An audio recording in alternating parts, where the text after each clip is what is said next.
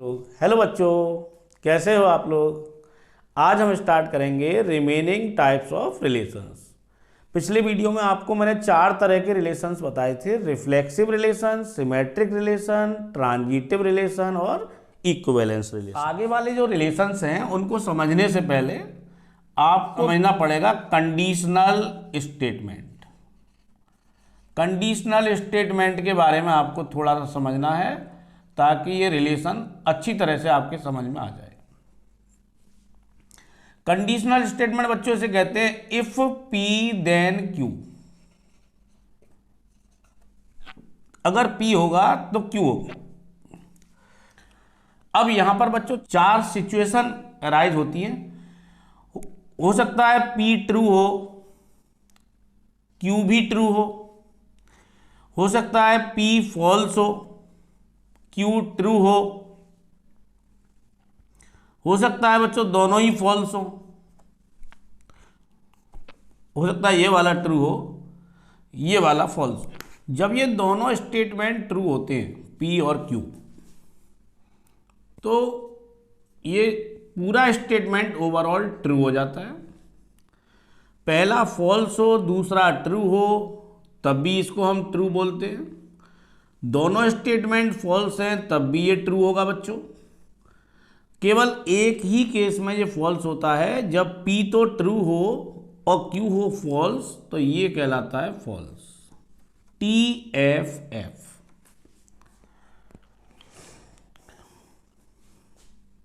भाई मान लो ऐसा हो, if 2 and 2 makes 5, then sun rises in the west। तो बच्चों आप देख रहे हो ये स्टेटमेंट कैसा है, फॉल्स। ये स्टेटमेंट कैसा है, फॉल्स। दोनों ही फॉल्स हैं। बट अगर ये पूछा जाए कि ओवरऑल पूरा स्टेटमेंट कैसा है, तो बच्चों पूरा स्टेटमेंट ट्रू है, क्योंकि 2 और 2 जब 5 हो जाएंगे तभी बोल रहा है वो कि सन वेस्ट में राइज करेगा। तो ना तो ऐसा कभी होगा और ना ही ऐसा कभी होगा, तो यानी ये पूरा स्टेटमेंट क्या हो गया, ट्रू हो गया। ये केवल फॉल्स तभी होगा जब पहला वाला ट्रू हो, दूसरा वाला फॉल्स हो। बस इस चीज़ को आप दिमाग में रखिए, तो ट्रांजिटिव और सिमेट्रिक चेक करने में कभी कोई डाउट नहीं आएगा। मिटा दें बच्चों। इसका एक एग्जाम्पल ले लेते हैं रिलेशन में।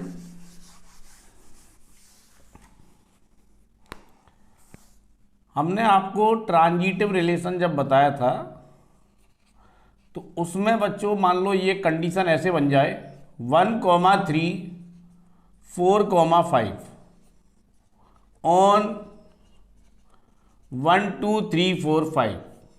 अब हमें चेक करना है कि ये ट्रांजिटिव है या नहीं है। तो पहला वाला जो पेयर है बच्चों वो 3 पे खत्म हो रहा है। अब इसके सामने वो वाले लिख लो जो 3 पे शुरू हो रहे हो। क्या है कोई ऐसा पेयर? नहीं, कोई भी पेयर यहां ऐसा नहीं है जो 3 से स्टार्ट हो रहा हो। अब ट्रांजिटिव की कंडीशन क्या थी बच्चों? If A, B belongs to R and B, C belongs to R, then A, C belongs to R। अब आपने यहां देखा कि ये जो कंडीशन है इफ और देन के बीच वाली, ये यहां पे सेटिस्फाइड नहीं हो रही है, यानी कि ये फॉल्स हो गया। और जब ये वाली कंडीशन फॉल्स है, तो ये वाली चाहे ट्रू हो या फॉल्स हो, ओवरऑल स्टेटमेंट ये क्या हो जाएगा, ट्रू हो जाएगा। तो यहां पर हम ये नहीं बोलेंगे कि ये फॉल्स हो गया। ये ट्रांजिटिव की जो कंडीशन है ओवरऑल, वो यहां पे बच्चों ट्रू हो गई। फॉल्स केवल तभी होगी जब ये वाला ट्रू हो और ये वाला फॉल्स हो। ओके, तो बच्चों अभी ये पास हो गया 1,3। इसी तरह से 4,5 को देखा जाए तो ये 5 पे खत्म हो रहा है। इसके सामने उन्हें लिख लो जो 5 पे शुरू हो रहे हो। ऐसा कोई पेयर नहीं है, तो यानी इफ और देन के बीच की कंडीशन यहाँ फॉल्स हो गई है, तो ओवरऑल ये ट्रू हो गया। तो ये ट्रांजिटिव हो गया। इसी चीज़ को और आसान तरीके से समझना है तो आप ये मान के चलिए कि यहाँ से एक पहलवान यहाँ अखाड़े में उतर आया। अब ये बोल रहा है इनसे, आओ आओ भाई, कौन मुझसे लड़ने आ रहा है। अब इनमें किसी में इतनी हिम्मत ही नहीं है जो इससे लड़ने के लिए यहाँ आ जाए। इसकी टक्कर का कोई है यहाँ पर? नहीं है, तो ये पास हो गया। इसकी टक्कर का है कोई यहाँ पर? नहीं है, तो ये भी पास हो गया। तो ये देसी तरीका हो गया। पांचवा रिलेशन है एम्प्टी रिलेशन।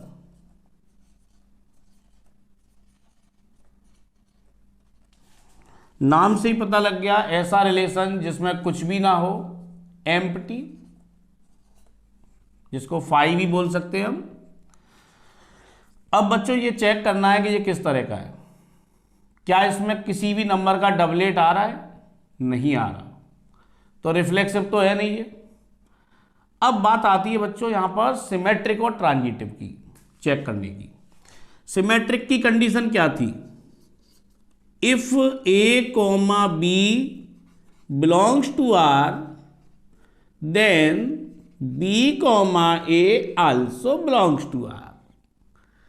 अब इस रिलेशन के अंदर क्या ए कॉमा बी बिलोंग कर रहा है बच्चों? नहीं कर रहा, यानी इफ और देन के बीच वाली जो कंडीशन है वो कैसी हो गई यहां पर? फॉल्स। और जब ये कंडीशन फॉल्स हो जाती है तो ओवरऑल जो स्टेटमेंट होता है ये ट्रू हो जाता है। यानी कि जो सिमेट्रिक की जो कंडीशन है ओवरऑल वो इस रिलेशन के लिए ट्रू हो गई। इसका मतलब हम बोलेंगे कि ये रिलेशन कैसा है बच्चों? सिमेट्रिक।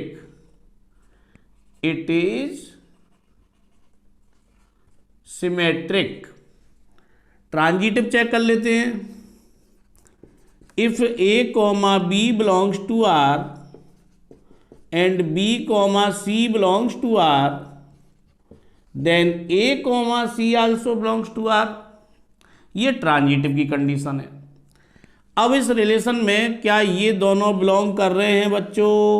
इसमें तो कुछ भी नहीं कर रहा है, तो ये वाली कंडीशन हो गई फॉल्स। और इफ और देन के बीच वाली कंडीशन अगर फॉल्स हो जाती है तो ओवरऑल स्टेटमेंट आपका ट्रू हो जाता है। यानी कि ट्रांजिटिविटी की जो कंडीशन है पूरी ओवरऑल इस रिलेशन के लिए ट्रू हो गई, तो हम बोलेंगे कि it is transitive. It is symmetric and transitive, but it is not reflexive. क्योंकि रिफ्लेक्सिव में तो इफ देन वाली कंडीशन ही नहीं है। रिफ्लेक्सिव में तो सीधा सीधा होता है कि ए कॉमा ए बिलोंग करना चाहिए आर में, अगर कर रहा है तो रिफ्लेक्सिव होगा। अब यहां तो ए कॉमा ए नहीं बिलोंग कर रहा है, तो मैं समझता हूं बच्चों ये क्लियर हो गई होगी बात। Number 6, identity relation. Identity relation. Identity relation उस रिलेशन को कहते हैं बच्चों जिसमें केवल डबलेट ही आ रहे हों, सिर्फ डबलेट, और वो भी सारे। For example 1 1 2 2 3, on 1 2 3। तो ये रिलेशन इस सेट में से बना है, तो इन तीनों नंबरों के अगर डबलेट इसमें आ रहे हैं, सिर्फ और सिर्फ डबलेट, तो इसे हम बोलेंगे आइडेंटिटी रिलेशन। डबलेट के अलावा कोई दूसरा पेयर इसमें नहीं आ सकता। और डबलेट भी बच्चों सारे आएंगे। अगर मैं 3 3 मिटा दूं यहां से, तो अब ये आइडेंटिटी रिलेशन नहीं है। आइडेंटिटी रिलेशन तभी होगा जब सिर्फ और सिर्फ डबलेट आ रहे हों, और वो भी सभी पेयर, सभी एलिमेंटों के। अब इसको भी चेक कर लेते हैं बच्चों। देखिए, क्या ये रिफ्लेक्सिव है? बिल्कुल है रिफ्लेक्सिव। क्या ये सिमेट्रिक है? बिल्कुल सिमेट्रिक है। सभी का उल्टा इसमें आ रहा है। 1 1 का उल्टा खुद 1 1, 2 2 का भी 2 2, 3 3 का भी 3 3। क्या बच्चों ये ट्रांजिटिव है? वो भी है, क्योंकि डबलेट तो हमेशा ही पास होते हैं। ठीक है, तो इट इज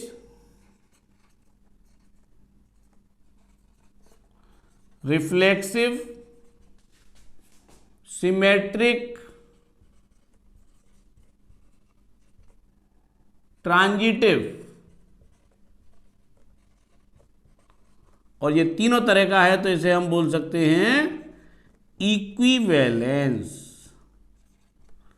अभी बच्चों और भी टाइप का ये हो सकता है, अभी आगे समझाएंगे आपको। नंबर 7, एंटी सिमेट्रिक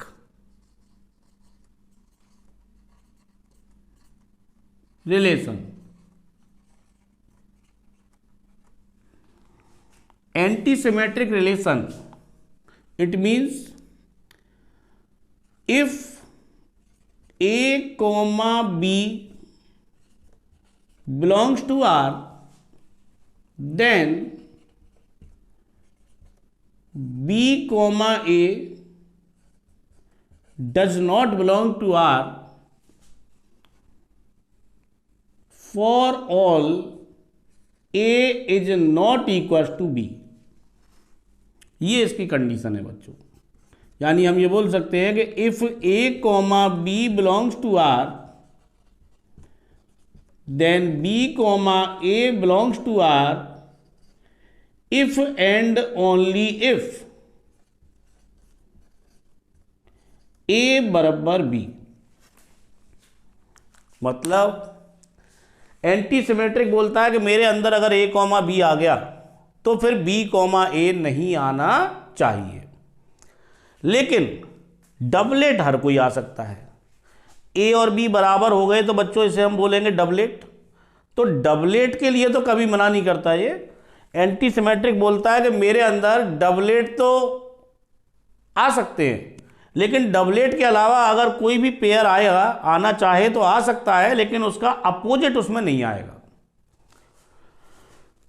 डबलेट से तो इसको मोहब्बत है, डबलेट तो इसके अंदर आ सकते हैं, डबलेट से ये मना नहीं करेगा। डबलेट कितने भी इसके अंदर आ जाओ, चाहे सारे आओ चाहे कुछ आ जाओ, लेकिन अगर डबलेट के अलावा कोई दूसरा पेयर बच्चों इसमें आ गया तो उसका अपोजिट इसमें नहीं आ सकता। फॉर एग्जाम्पल आर बराबर 1,1 डबलेट है, आ सकता है इसके अंदर। 2,2, अब ये भी जरूरी नहीं है कि सारे ही डबलेट आए इसके अंदर, हो सकता है 2,3 आ जाए।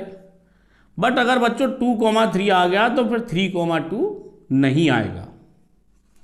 तो ऐसे रिलेशन को हम बोलते हैं एंटी सिमेट्रिक रिलेशन। अब जरा इसको भी चेक करो, क्या बच्चों इसमें डबलेट के अलावा कुछ और है? नहीं है, और डबलेट के लिए ये मना करता नहीं है। एंटी सिमेट्रिक बोलता है कि मेरे अंदर डबलेट तो आ सकते हैं। तो फिर हम इस रिलेशन को इसकी डेफिनेशन के बेस पर क्या बोल सकते हैं? Anti symmetric. Number 8, partial order relation, which is reflexive, anti symmetric and transitive. जो रिफ्लेक्सिव भी हो, एंटी सिमेट्रिक हो एंड ट्रांजिटिव हो, तो ऐसे रिलेशन को बोलते हैं पार्शियल ऑर्डर रिलेशन। एग्जाम्पल लें इसका।